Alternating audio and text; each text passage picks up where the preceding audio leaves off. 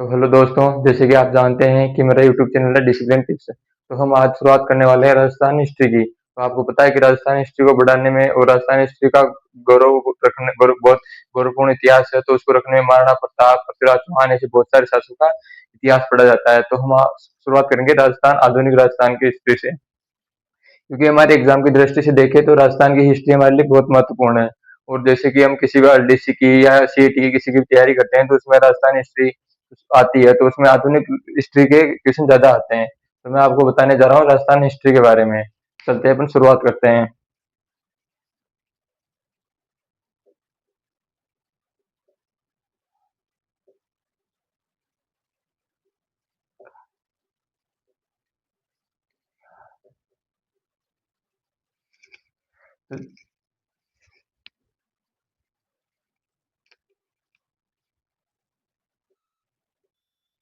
दोस्तों, जैसे कि अपन राजस्थान का इतिहास पढ़ने जा रहे हैं, तो अपन राजस्थान के इतिहास में सबसे पहले शुरुआत करेंगे सहायक संधि।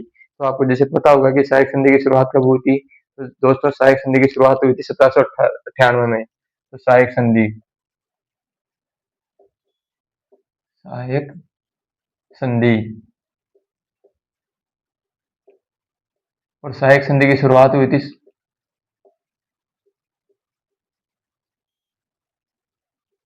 1798 ईस्वी में। दोस्तों, जैसे कि आप जानते हैं कि सहायक संधि है, सहायक संधि की शुरुआत हुई थी 1798 ईस्वी में।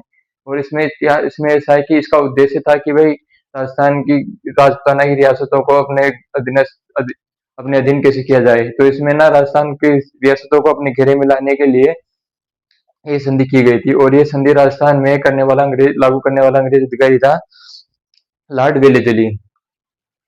और लागू करने वाला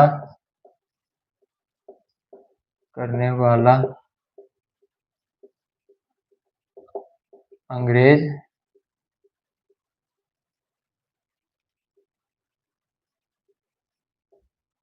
अधिकारी। तो ये अधिनियम संधि लागू करने वाला अंग्रेज अधिकारी था लॉर्ड वेलेजली। Lord Wellesley. तो जैसे कि आपको पता है दोस्तों कि लॉर्ड वेलेजली ने अधिनियम संधि शुरुआत की थी। और इस अधिनियम संधि में सबसे पहले अधिनियम संधि स्वीकार करने वाली रियासत थी राजस्थान से राजस्थान रियासतों से भरतपुर। तो सबसे सर्वप्रथम इसमें से सर्वप्रथम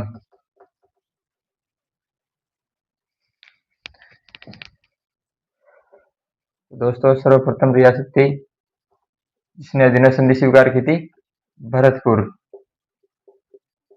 दोस्तों, जैसे कि आप जानते हैं कि भरतपुर रियासत राजपूताना में आती है। तो राजस्थान से राजपूताना की रियासतों से सबसे पहले अधिनियम संधि करने वाली रियासत, सबसे पहले सहायक संधि करने वाली रियासत थी भरतपुर। और भरतपुर के राजा थे रणजीत सिंह। तो भरतपुर के राजा थे रणजीत सिंह। और आप लोगों को पता है कि भाई ये संधि राजस्थान के भरतपुर के राजा रणजीत सिंह ने की थी। यह संधि वो हुई थी 29 सितंबर 1803 को। ये संधि 29 सितंबर 1803 को शुरू 3 को हुई थी। इसके बाद सहायक संधि करने वाली दूसरी इसके साथ सर्वप्रथम रियासत थी जिसने भरतपुर ने अंग्रेज के साथ सहायक संधि की। इसके बाद रक्षात्मक और आक्रामक संधि करने वाली एक रियासत थी अलवर। तो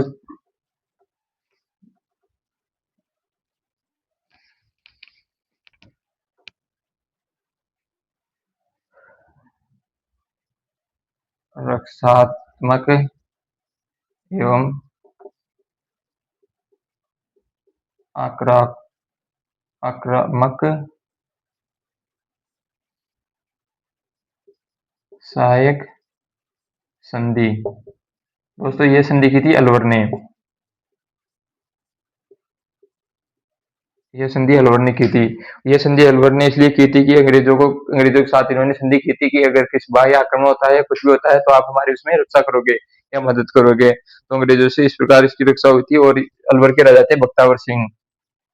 अलवर के राजा थे बख्तावर सिंह। और दोस्तों ये अधीनस्थ संधि हुई थी ये अधीनस्थ संधि हुई थी 14 नवंबर 1803 को।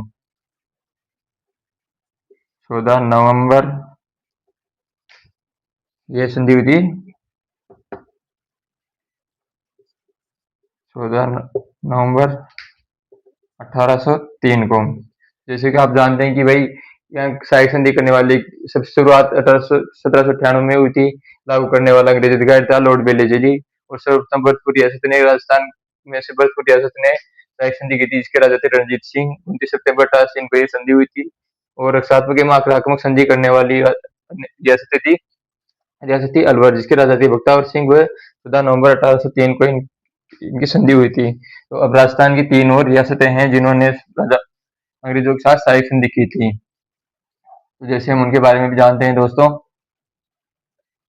तो राजस्थान में जैसे 3 रियासतें थी, तो अन्य रियासतें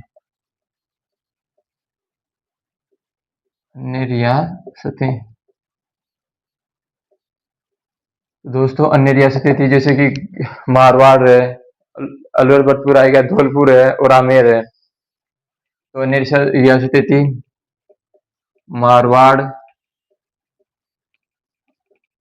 आमेर और धौलपुर। तो ये रियासतें थी जिन्होंने अंग्रेजों के साथ सहायक संधि की। तो इनमें से मारवाड़ के शासक थे मानसिंह,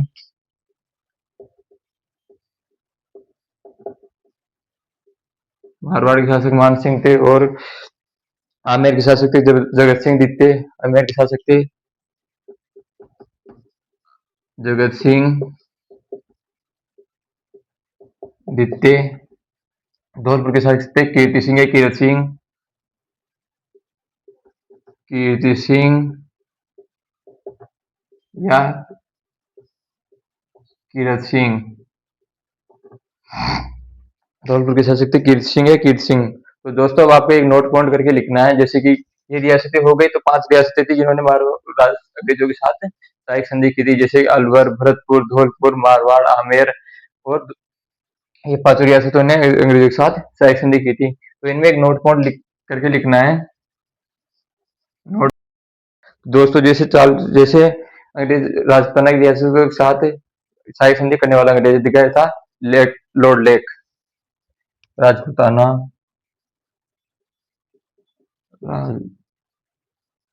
राजपूताना की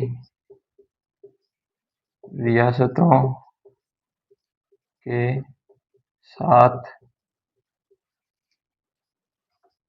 सहायक संधि करने वाला अंग्रेज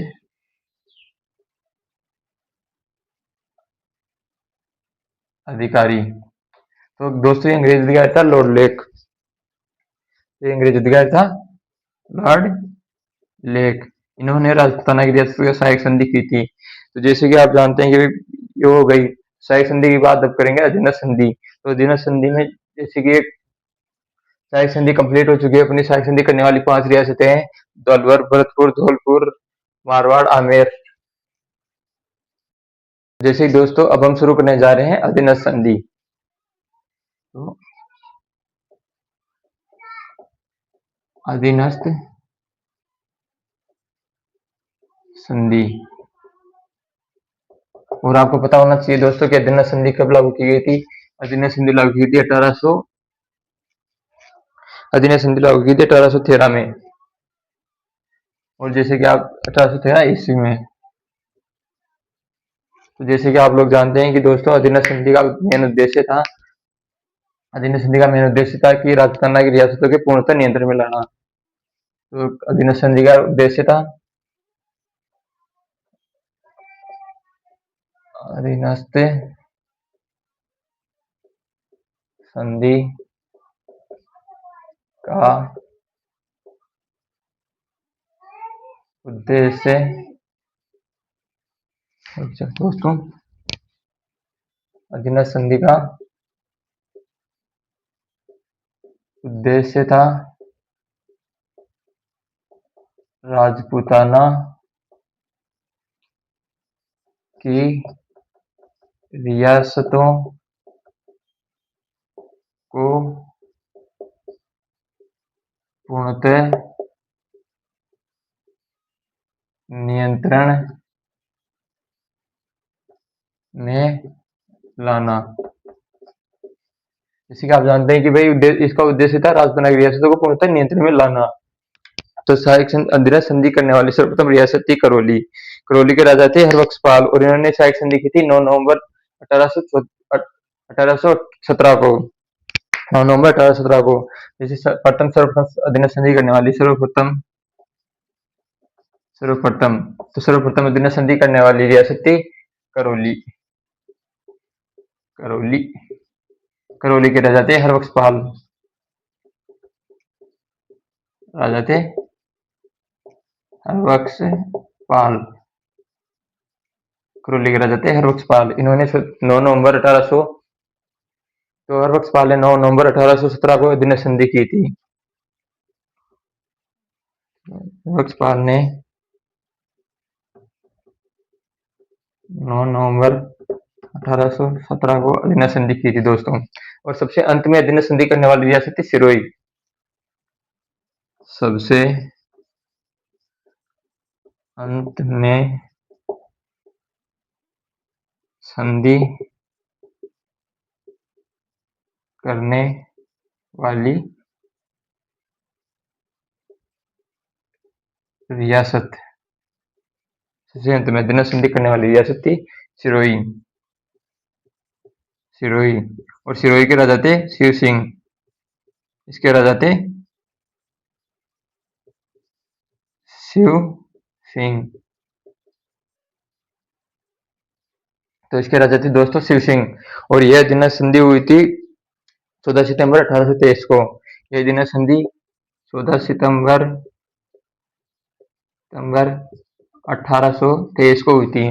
जैसे कि आप जानते हैं कि भाई सबसे पहले अधीनस्थ संधि करने वाली अधीनस्थ संधि का मेन 1813 में अधीनस्थ संधि लागू की गई। अधीनस्थ संधि का मेन उद्देश्य था राजस्थान रियासतों को पूर्णतः नियंत्रण में लाना। और सर्वप्रथम करौली रियासत ने अधीनस्थ संधि की जिसके राजा थे हरबख्शपाल। हरबख्शपाल के समय 9 नवंबर 1817 को अधीनस्थ संधि की गई। सबसे अंत में अधीनस्थ संधि करने वाली रियासत सिरोही। और सिरोही ने अधीनस्थ संधि स्वीकार की राजा शिव सिंह थे 14 सितंबर 1823 को। और दोस्तों अपनी एक जरूरी बात रह गई कि अधीनस्थ संधि लागू करने वाला अंग्रेज अधिकारी कौन था, क्योंकि ये तो पूछा ही जाता है। जैसे कि अधीनस्थ संधि लागू करने वाला अंग्रेज अधिकारी था लॉर्ड हेस्टिंग्स। लागू तो लॉर्ड हेस्टिंग्स हेस्टिंग्स हेस्टिंग्स तो लॉर्ड हेस्टिंग्स ने इस संधि को लागू की थी। लॉर्ड हेस्टिंग्स ने इस संधि को लागू किया था। उसके बाद से विस्तृत और व्यापक अधीनस्थ संधि करने वाली रियासत थी कोटा। और कोटा के राजा थे उम्मेद सिंह। तो उम्मेद सिंह ने एक विस्तृत 11 शर्तों के साथ अंग्रेजों के साथ एक विस्तृत संधि की थी, जिन्होंने कहा था कि मैं कर नहीं दूंगा।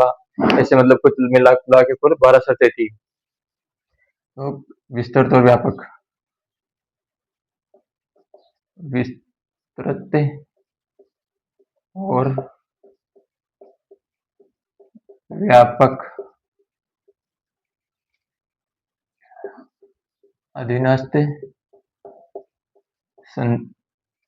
विस्तृत और व्यापक अधीनस्थ संधि। तो आप समझ जाना ये संधि है। जैसे कोटा ने की थी। तो कोटा के राजा थे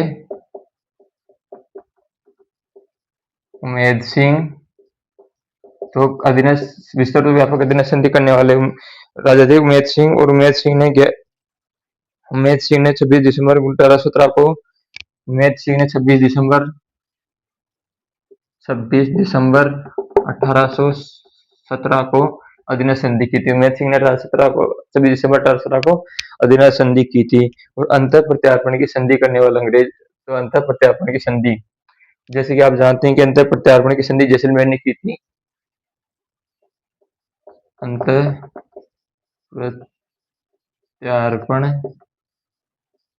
की संधि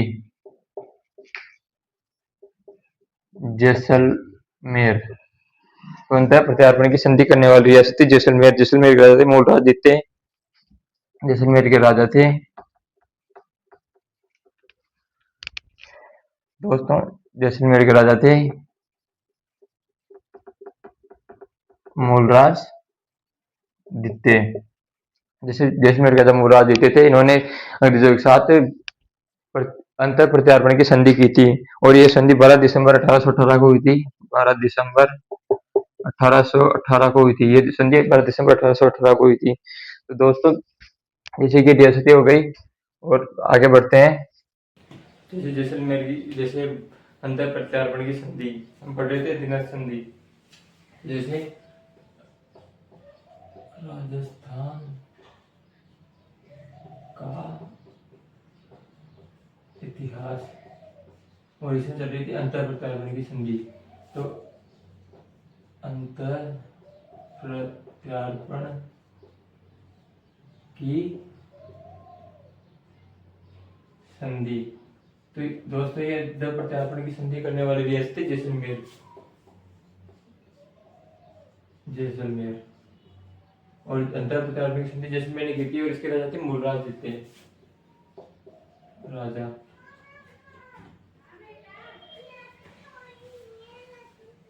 तो अंतर प्रत्यार्पण की संधि करने वाले इसके राजा थे मूलराज द्वितीय। और दोस्तों, जैसे कि मूलराज द्वितीय थे, और ये संधि 12 दिसंबर कब 12 दिसंबर ये संधि 12 दिसंबर 1818 को हुई थी। दोस्तों, जैसे अंतर प्रत्यार्पण की संधि 12 दिसंबर के जैसलमेर के राजा मूलराज द्वितीय ने की थी अंग्रेजों के साथ, और ये हुई थी 12 दिसंबर 1818 को। और जैसे कि आपको जानते हैं कि भरतपुर, धौलपुर और अलवर, जैसे भरतपुर, धौलपुर, अलवर, इन रियासतों के साथ दिनक संधि नहीं की गई। इन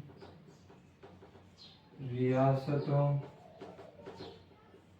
के साथ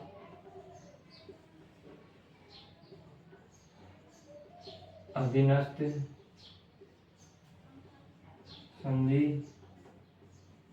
नहीं की गई, क्योंकि इन्हें इनके साथ अधीनस्थ संधि नहीं की, क्योंकि इन्हें सहायक संधि के तहत ही पूर्णतः नियंत्रण में लाया गया था।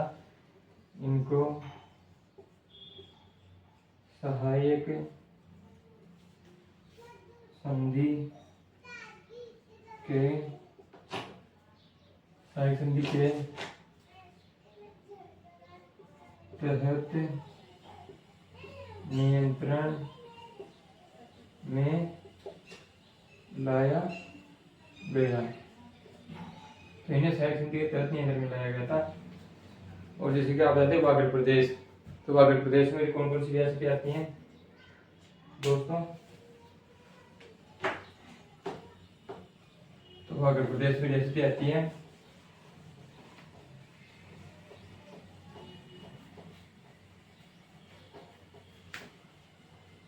तो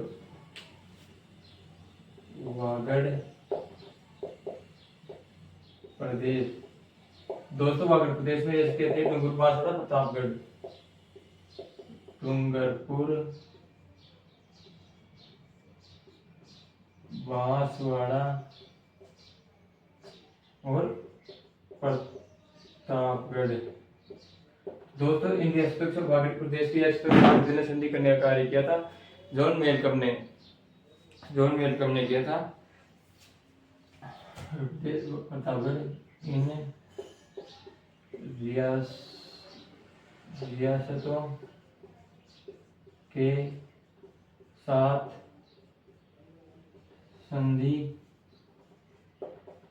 जॉन मेलकम ने की। जैसे कि दोस्तों, वागड़ प्रदेश की रियासतों के साथ अधीनस्थ संधि जॉन मेलकम ने की। और दोस्तों, राजस्थान में ऐसी 5 रियासतें थी जिन्होंने अंग्रेजों को वार्षिक राज नहीं दिया, मतलब वार्षिक कर नहीं दिया। वो रियासतें थी जैसलमेर,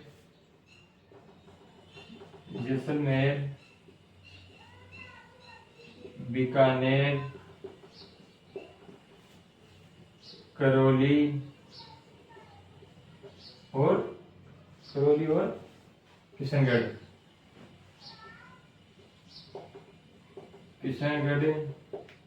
दोस्तों जैसे करौली, बीकानेर, किशनगढ़ और अलवर, इन 5 रियासतों ने अंग्रेजों को वार्षिक खिराज नहीं दिया। दोस्तों ये रियासतें थी 5 जिसमें बीकानेर, करौली, किशनगढ़ और अलवर, जिन्होंने अंग्रेजों को वार्षिक खिराज नहीं दिया। और जैसे कि आपको पता ही है, तो आगे चलते हैं अपन और जैसे कि अब राजपूताना की रियासतों के साथ अधीन संधि,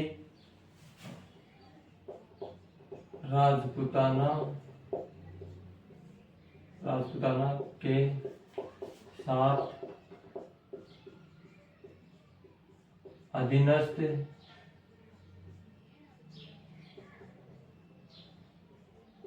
संधियां, राजपूताना की रियासतों के साथ, तो जिसमें राजपूताना की रियासतों के साथ अधीनस्थ संधियां, राजपूताना के साथ अधीनस्थ संधियां करने वाला अंग्रेज क्या था, चार्ल्स मेडकॉफ। संधियां, राजपूताना की रियासतों के साथ संधियां, चार्ल्स मेडकॉफ ने कर्नल जेम्स टोड की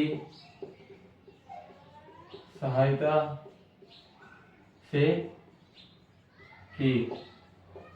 कर्नल जेम्स टोड की सहायता से की, क्योंकि राजपूताना की रियासतों के साथ अधीनस्थ संधियां चार्ल्स मेडकॉफ ने कर्नल जेम्स टोड की सहायता से की। और 1818 में तो दोस्तों रियासतों की बात कंप्लीट हो गई। जैसे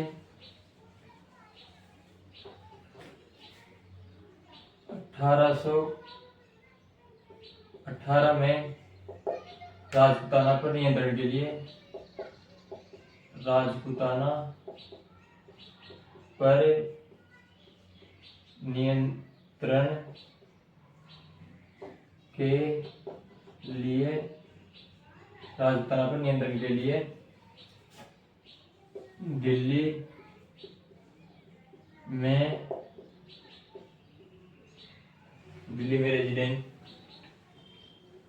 में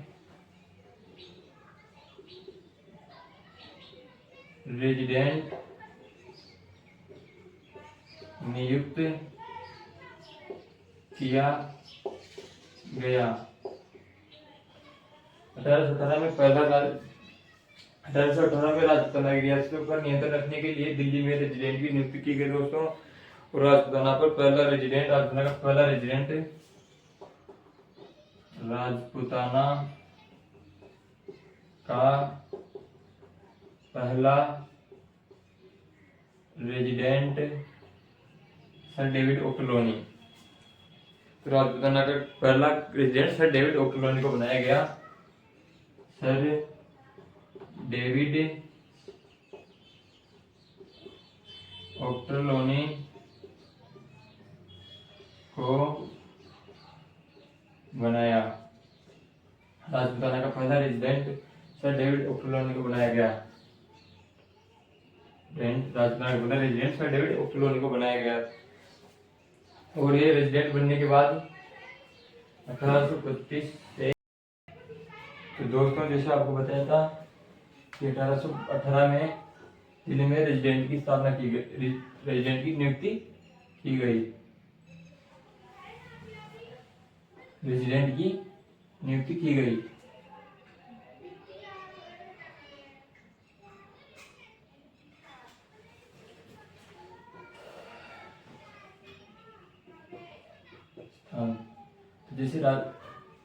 तो जैसे दिल्ली में रेजिडेंट की स्थापना नियुक्ति की गई। तो उसके बाद 1832 में 1832 में गवर्नर जनरल विलियम बेंटिंक के समय 1832 में गवर्नर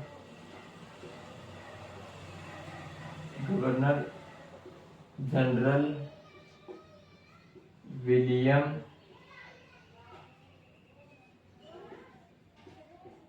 बेंटिंक के समय राजपूताना रेजिडेंसी की स्थापना की गई। राजपूताना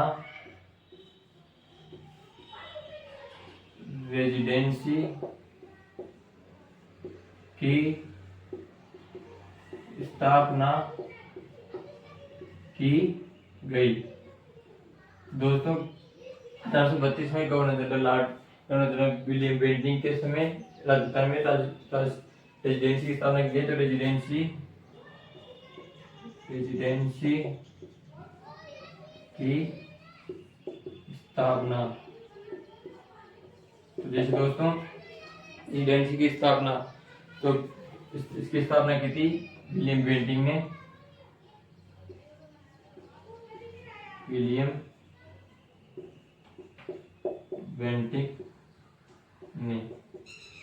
बेंटिंक ने इसका मुख्यालय बनाया गया था दोस्तों। मुख्यालय अजमेर, दोस्तों इसका मुख्यालय अजमेर को बनाया गया था।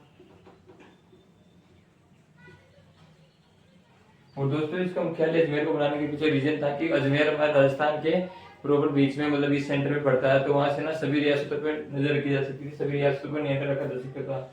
और सर्वप्रथम एजीजी पद का सृजन किया गया। सर्वप्रथम एजीजी पद का सृजन किया गया। सर्वप्रथम एजीजी पद का सृजन किया गया। सर्वप्रथम एजीजी पद का सृजन किया गया। और सबसे पहले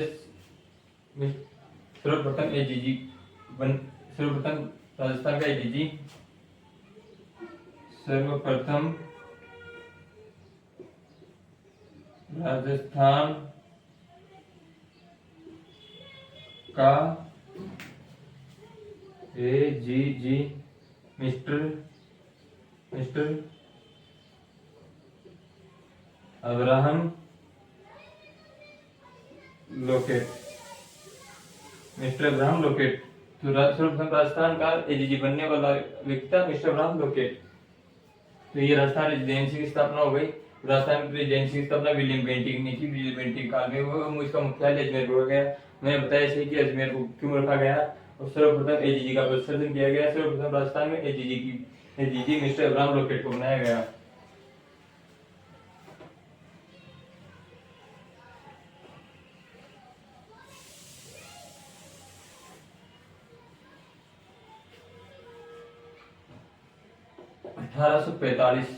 ईस्वी में राजस्थान रेजिडेंसी का ये मुख्यालय राजस्थान रेजिडेंसी का एक मुख्यालय माउंट आबू में खोला गया। दोस्तों इसके पीछे रीजन था क्योंकि 1845 में राजस्थान रेजिडेंसी का मुख्यालय माउंट आबू में खोला गया। क्योंकि राजस्थान एक गर्म प्रदेश है, तो राजस्थान में ना ज्यादा गर्मी होने के कारण अंग्रेजों को इतनी गर्मी सहन नहीं होती थी। और इसलिए उन्होंने माउंट आबू पे जहाँ पे ठंड रहती थी गर्मी में भी, वहां पे उन्होंने देखा कि भाई 6 महीने तो उन्होंने अजमेर से रेजिडेंसी ने शासन किया। वो एजीजी 6 महीने तक अजमेर में रहता था और 6 महीने माउंट आबू रहता था, क्योंकि गर्मी में माउंट आबू चला जाता था ताकि उसको परेशानी नहीं आए। और दोस्तों एक और चीज बता दूं आपको मैं, फिर अपनी क्लास को खत्म करेंगे। तो जैसे गोद निषेध नीति गोद निषेध नीति या राज्य हड़प नीति।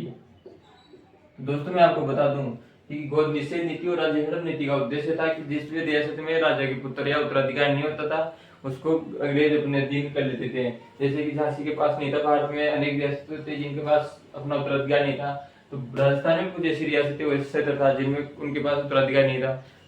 तो ये लागू करने ये गोद निषेध और हड़प नीति लागू करने वाला अंग्रेज अधिकारी था।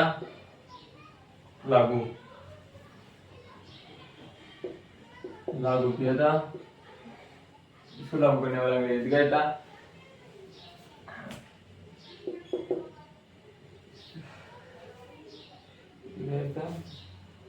जनरल। तो दोस्तों जिसे गोद निषेध नीति या राज्य हड़प नीति को लागू करने वाला अंग्रेज अधिकारी था लॉर्ड डलहौजी। इसके द्वारा राजस्थान में व्यापक क्षेत्र बढ़ा गया। इसके द्वारा राजस्थान में व्यापार क्षेत्र को हड़पा गया और इसके द्वारा राजस्थान में रियासत भी गई थी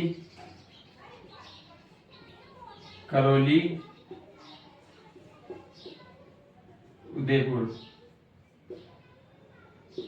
दोस्तों जैसे हमने आज पढ़ा, सहायक संधि पढ़ी, अधीनस्थ संधि पढ़ी, इसके अंदर क्या क्या हुआ था, क्या क्या नहीं हुआ था, कौन कौन सी नीतियां अपनाई थी, तो इनके बारे में हमने जानकारी की। कल हम अपने राजस्थान क्रांति के कारणों के बारे में पढ़ेंगे कि राजस्थान के क्या कारण थे, क्यों हुई थी, किस कारण से राजस्थान क्रांति हुई थी। वैसे राजस्थान क्रांति का कारण आपको पता ही है कि कारतूस, जैसे पहले उन्होंने अलग राइफल चला रखी थी, बाद में अलग राइफल चला दी, तो उस वजह से उन्होंने विद्रोह कर दिया और उसमें सुअर और गाय के मांस की चर्बी लगी हुई थी, तो उन्होंने उसका त्याग किया। इस वजह से राजस्थान क्रांति का मुख्य कारण है। बट आगे कल हम और जानेंगे कि राजस्थान क्रांति के क्या क्या कारण थे। दोस्तों आपको अगर हमारी वीडियो पसंद आया हो और आपको अगर हमारी क्लास पसंद आई हो तो आप हमारे चैनल को डिसिप्लिन टिप्स को सब्सक्राइब कीजिए और हमारी वीडियो को लाइक शेयर जरूर कीजिए। धन्यवाद।